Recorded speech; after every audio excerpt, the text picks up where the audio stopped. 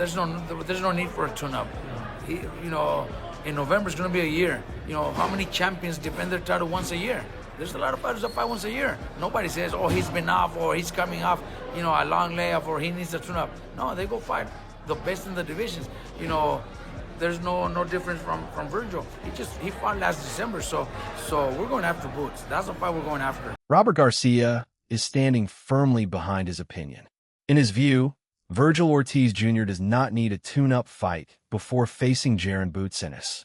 Garcia believes Ortiz is fully prepared to step directly into one of the biggest fights in the 154-pound division. He is so confident in Ortiz's ability that he predicts the fight would end with a knockout victory. Able to land and hurt Boots, I think it was, the third round? Everybody looked at me like, your boy will knock him out, your boy will knock him out. But then, he came back and did his job and took care of business. That also says a lot about a fighter. Boots is a warrior, but I definitely know Vergil will hurt him. Yeah, that's something, but you don't see it going 12 rounds. It won't go 12 rounds. Sergio Mora sees Ortiz's recent progress as an encouraging sign, but he doesn't believe the journey is complete just yet. In Mora's opinion, Ortiz should have one more fight before stepping into the ring with Jaron Boots Ennis. He feels that every delay and setback has made this long-awaited matchup more difficult to schedule at the ideal time. Vergil needs to remind people again, and guess what that means? He's going to have to fight one more fight before we get the Boots fight. This is what this hiatus, this legal hiatus caused. And this is why boxing can never really strike when the iron is hot. As discussions continue, Chris Mannix believes an Ortiz versus Boots showdown should be the #1 priority at 154 pounds. He argues that there are very few exciting alternatives in the division, especially since many of the other top fighters already have commitments elsewhere. According to Mannix, fan interest in this matchup continues to grow, making it the fight that boxing should focus on making next. There's no market for anyone but Boots next because there's no other options. Like, if Vergil doesn't fight Boots, Boots is probably going to fight Josh Kelly in a title unification fight, which is a very easy fight to make for Matchroom. Sebastian Fundora is penciled in for a title defense sometime in the fall. First fight of his PBC on DAZN contract. He's not going to be available the rest of this year. There's nobody else, Sergio, in the 154-pound rankings that I care about. Like, unless you can give me a name that you think is a marketable, good, solid fight for Vergil Ortiz, I want to see this fight next.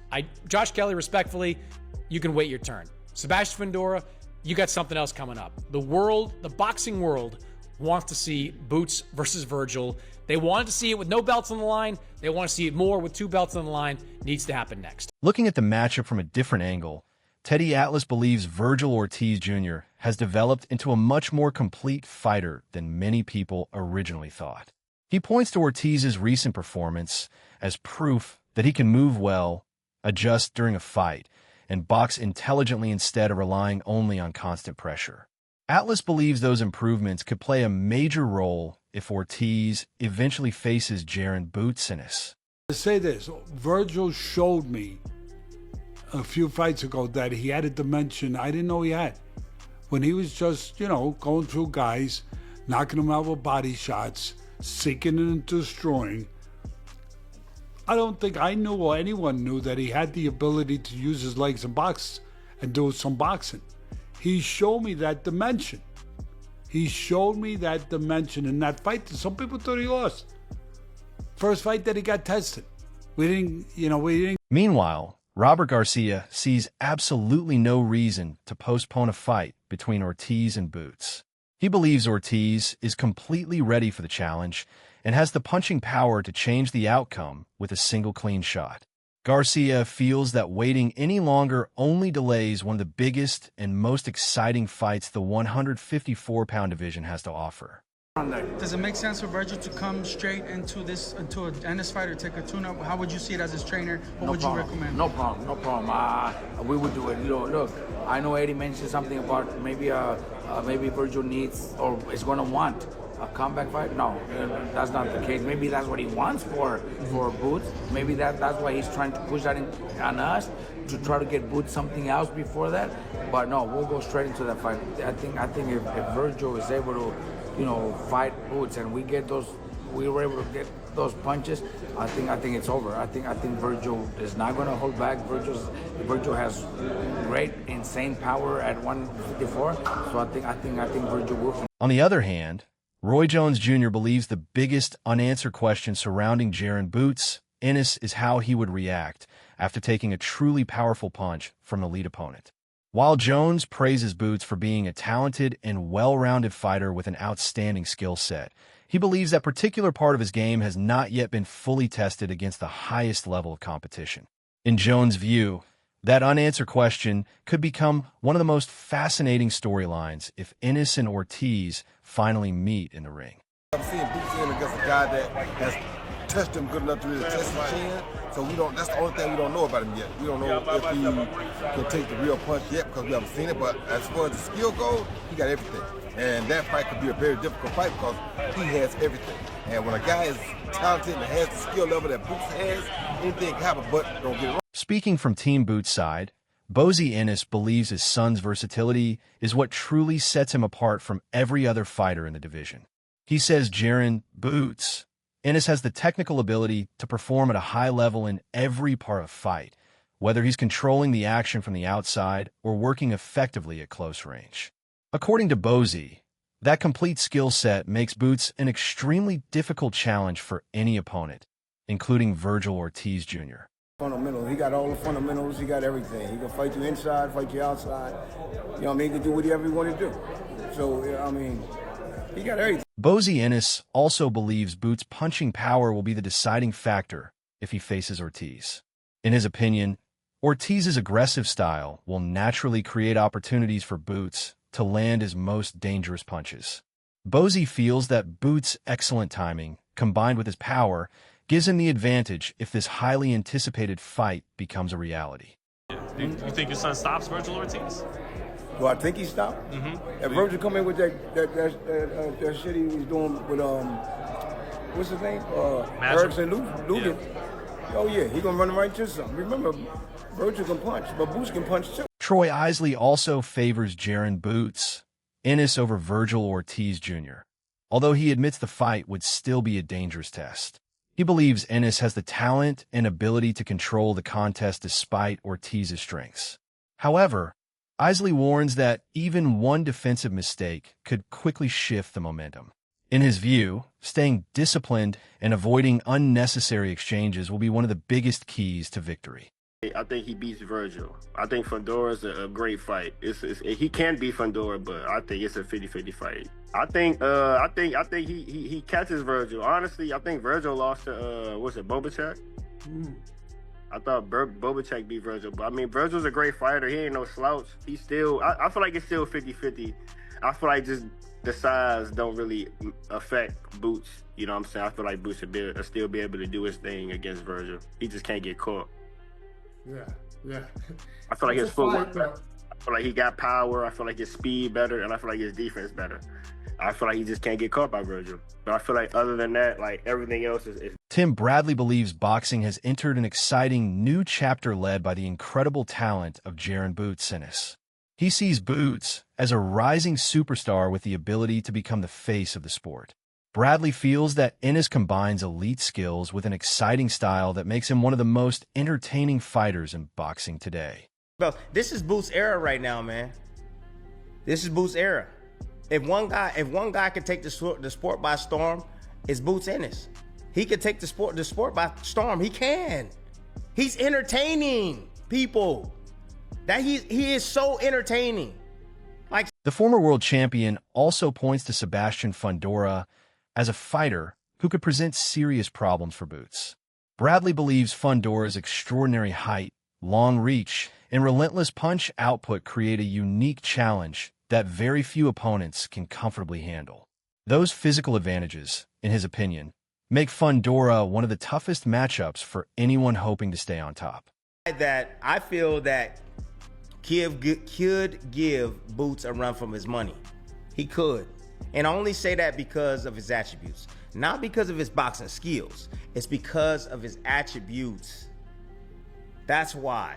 This guy has, and it's Sebastian Fundora. You guys know who he is. He's a southpaw too, right? He has range, he has volume, he has punching power as well, okay? He knows how to keep his distance. Looking specifically at a possible clash with Ortiz, Terrence Crawford believes Jaron Boots Ennis will have to fight with much greater discipline than he has shown in some of his previous performances. Like he did the last time, Ortiz gonna finish him. Wow. So he gotta tighten up his defense. 10 steps behind you, right?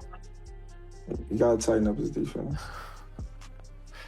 He gotta stop exchanging. I know he's faster than most. He's more explosive than most, but at the same time, he's shown in the past that he can get careless and that he's going out there just to fight, you know, and I don't think when you get higher and higher, that's going to be enough. Similarly, Regis Prograis gives Jaron Boots Ennis the technical advantage, but he also believes Ortiz's relentless pressure could completely change the fight. Prograis considers Ennis the more polished and refined boxer, yet he cautions that allowing the contest to become a physical battle would play directly into Ortiz's strengths. In his opinion, controlling the pace and keeping the fight on Ennis terms could determine the final outcome. Right now, Vergil's he's just looking strong. You know, you just know, I mean, of course, skills do pay the bills, and I think Boots has really, really good skills, but Vergil is a monster. He's just a dog, you know. Sometimes, at the end of the day, like, this boxing, but sometimes it is a fight. You know, if Boots turns that into a fight like that, and sometimes, well, not Boots, if Vergil turns into a fight, you know, sometimes I think that he might come out victorious. From a technical perspective, Coach Breadman believes Vergil Ortiz Jr. may be the toughest opponent Jaron Boots Ennis could face. He explains that Ortiz's efficient offensive style is perfectly suited to taking advantage of the type of exchanges Ennis often finds himself involved in. Although Breadman recognizes Ennis' superior athletic ability, he believes Ortiz has the tools to consistently pressure him and make him uncomfortable throughout the fight. Realistically, to me, the hardest fight for Boots is Vergil Ortiz. That's my honest opinion. Vergil Ortiz, Boots got them long, kind of like gangly arms, right? And sometimes he load up a little bit, and Vergil Ortiz punch short and compact, right in the mid-range on the inside, right where Boots like it. And in exchanges, Vergil Ortiz, I don't think he's as fast as Boots for like combinations of punches, but I do think that if Boots is throwing single shots, that Vergil's short, compact punches can get there. Because one thing Vergil do, Offering another opinion, Sean Porter believes Boots has the style needed to trouble Ortiz, even though many people consider Ortiz the favorite. Porter says Boots' movement, footwork, and ability to create offense while remaining difficult to hit could present problems Ortiz has not handled particularly well in previous fights. In his view, those stylistic advantages could ultimately give Boots the upper hand. Thing that makes me think Ennis does win that fight, even though Ortiz right now on paper is the favorite. He's been at 54 and all.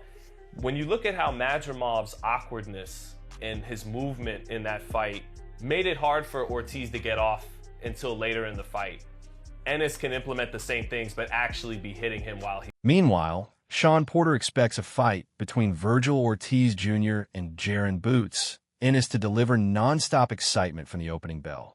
He believes Ortiz's naturally aggressive style and willingness to exchange punches would force the contest into a fast-paced battle rather than a slow, tactical boxing match. According to Porter, that difference in styles is exactly what makes the matchup so exciting for boxing fans. He's not known for his velocity, but he does bring really good punching velocity, aka speed, and he's an incredible combination puncher. And he's not going to make the mistake of what you're saying of trying to outbox Vergil or Jaron Ennis. He's going to make it a firefight and go blow for blow. And oh my God, on paper, what a fight that should play out to be. And he has more fire. Building on that discussion, Greg Hackett believes Boots would have the advantage if this long-awaited fight finally happens. He argues that Ennis has already shown enough in recent performances to prove he is operating at a level that Ortiz may struggle to match. In Hackett's opinion, that overall edge makes Boots the favorite heading into a potential showdown. Vergil and his whole team is foolish. They foolish. I'm gonna tell you why. Because that fight was supposed to happen before the kid Xander got in there, right? Now they see him go up in there with Xander and him so-called be hurt in the third round, and now everybody sees something. I guess y'all didn't see the part where the guy, got beat to submission in the 7th round. Here's the thing, though. Xander's a better fighter than Vergil. Vergil's easy. Vergil's gonna get his beat bad. I'm telling you. Boots is gonna torture him. Because you know why? It's not even because of the styles. It's because all this you did in Texas. You act like you was gonna fight me, and then you got out the ring and you said that Earl Spence was your dream fight. He's full of shit. Boots is gonna crush him, bro. I'm telling you. It's gonna get bad for I hope that fight happens. I hope the fight happens. Vergil. Looking at the tactical side of the matchup, Showbiz believes Boots should continue using the aggressive style that has brought him success in recent fights. He warns that giving Ortiz too much space would allow him to build confidence, establish his rhythm, and take control of the exchanges. For Showbiz, having the right strategy could be every bit as important as the natural talent both fighters bring into the ring. My take was the way Boots fights, and he's been fighting against Xander Zayas and how he's been fighting, okay? Against Lemos, that's how he should fight Ortiz. If he tries to fight being too slick and going backwards, Ortiz may be able to get him against the ropes, and he may be able to punish. Showbiz also believes Boots' game plan will be just as important as his physical gifts. He argues that allowing Ortiz to settle into a comfortable pace would only make him more dangerous as the fight progresses. Instead, he expects Boots to rely on smart ring control, disciplined tactics, and intelligent decision-making to stay in command of the action. In Showbiz's opinion, that approach provides the clearest path to victory in one of boxing's most highly anticipated matchups.